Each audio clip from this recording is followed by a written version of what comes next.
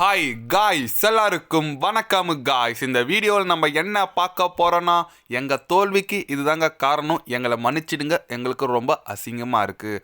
அது மட்டும் இல்லாமல் இந்திய அணியை பார்த்தாலே பயமாக இருக்குங்க. எங்களோட தோல்விக்கு, இந்த சீரீஸ் தோல்விக்கு இதுதாங்க காரணம் அப்படின்னு சொல்லிட்டு நேற்று 5வது T20 போட்டி தோல்விக்கு அப்புறம் பார்த்தீங்கன்னா பத்திரிகையாளர் சந்திப்பில் சவுத் ஆப்பிரிக்கா அணி கேப்டன் மாக்ரம் தோல்விக்கு சில பல காரணங்கள் கூறியிருக்காரு. இந்த சீரீஸ் தோற்றதுக்கும் சில பல காரணங்கள் கூறியிருக்காரு. அவர் என்ன பேசினார், அது இல்லாமல் ஒரு பிளேயர் மேலே தப்பாக போட்டிருக்காரு, இவர் தாங்க காரணம்னு சொல்லிட்டு அவர் என்ன பேசினார், ஏது பேசினார் சொல்லிட்டு வீடியோவில் டீட்டெயில்டாக பார்க்கலாம். அதுக்கு முன்னே நீங்கள் நம்ம சேனலுக்கு புதுசாக வந்திருந்தீங்கன்னா ஒரே ஒரு சப்ஸ்கிரைப் மட்டும் பண்ணிட்டு வாங்க, வீடியோக்குள்ளே போகலாம். ஆமாங்க, நம்ம மாக்ரம் தோல்விக்கு அப்புறம் என்ன சொன்னாருன்னு கேட்டிங்கன்னா, நேற்று பார்த்தீங்கன்னா 30 ரன் வித்தியாசத்தில் இந்திய அணி செம்மையாக வெற்றி பெற்றாங்க. அது தோல்விக்கு அப்புறம் என்ன சொன்னாருன்னு கேட்டிங்கன்னா, உண்மையாக இந்திய அணியை பார்த்தா பயமாக இருக்குங்க, அவங்க உலகில் தலை சிறந்த அணி நிரூபிக்கிறாங்க. முக்கியமாக ஹர்திக் பாண்டியா அவர் வந்தார், அடித்தார், போனார், செம்மையான ஒரு பேட்டிங் ஆடினார். கண்டிப்பாக அவரோட பேட்டிங் நான் ரசித்தே பார்த்தேன். அது மட்டும் இல்லாமல் எங்கள் தோல்விக்கு முக்கியமான காரணம் கேட்டிங்கன்னா போலிங் அந்த அளவுக்கு ரொம்ப சொல்கிற மாதிரி போடல. லுங்கி இங்கிட்டு தவிர மற்ற யாருமே சரியாக போடல. எனக்கு ரொம்ப கஷ்டமாக இருக்குது.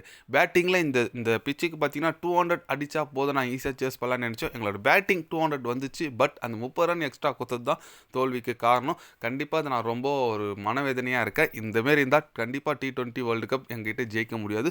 ஏன்னா அடுத்தாண்டு T20 வேர்ல்டு கப் இந்தியாவில் நடக்க போகிறதுனால நாங்கள் இது ஒரு பாடமாக எடுத்துக்கிறோம். எங்களுக்கு இது ஒரு பயிற்சியாக இருக்குது.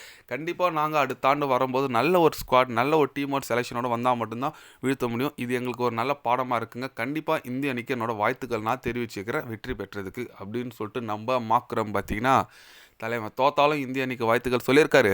பட் அவரோட குறை சொன்னாருங்க. ஏன்னா T20 வேர்ல்டு கப் நெக்ஸ்ட் இயர்னு சொல்லக்கூடிய இன்னும் ஒரு 3 மாதம் தான் இருக்குன்னே சொல்லலாம்.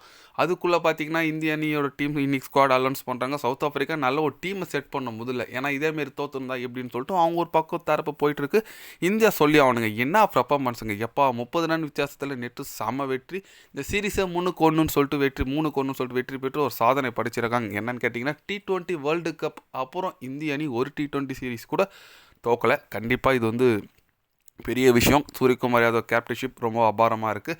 அதனால் கண்டிப்பாக இந்திய அணி இதே ஃபோர்ஸோட இன்றைக்கி ஸ்குவாட் அலௌன்ஸ் பண்ணுறாங்க. யாரெல்லாம் இடம்பெற போகிறான்னு சொல்லிட்டு ஒரே ஒரு ஆச்சரியமாக இருக்குன்னே சொல்லாங்க. ஏன்னா இந்திய அணி பார்த்திங்கன்னா ஒரு நல்ல டீமாக இது வரைக்கும் இருக்காங்க. ஸ்பெஷலி ரொம்ப சேஞ்சஸ் வராது. எனக்கு தெரிஞ்சு ரிங்கு சிங் இருப்பாரான்னு சொல்லிட்டு ஒரு கேள்வி வரும். சஞ்சு சாம்சன் ஓப்பனிங் ஆடுவாரான்னு சொல்லிட்டு ஒரு கேள்வி இருக்குது. பார்க்கலாங்க, யாருனா புது பிளேயர் என்ன வராங்களா சொல்லிட்டு. நீங்கள் சொல்லுங்கள், இன்றைக்கி எந்தெந்த பிளேயர்லாம் ஸ்குவாடில் இடம் பெறணும், உங்களோட ஃபேவரட் பிளேயர். அது மட்டும் இல்லாமல் இந்தியா சீரீஸ் வெற்றி குறித்து மாக்ரம் தோல்வி காரணம் சொல்லியிருக்காரு. அது குறித்து உங்களோட கருத்துக்கள் என்னன்னு சொல்லிட்டு மறக்காமல் கமெண்டில் கொஞ்சம் சொல்லிட்டு போங்க.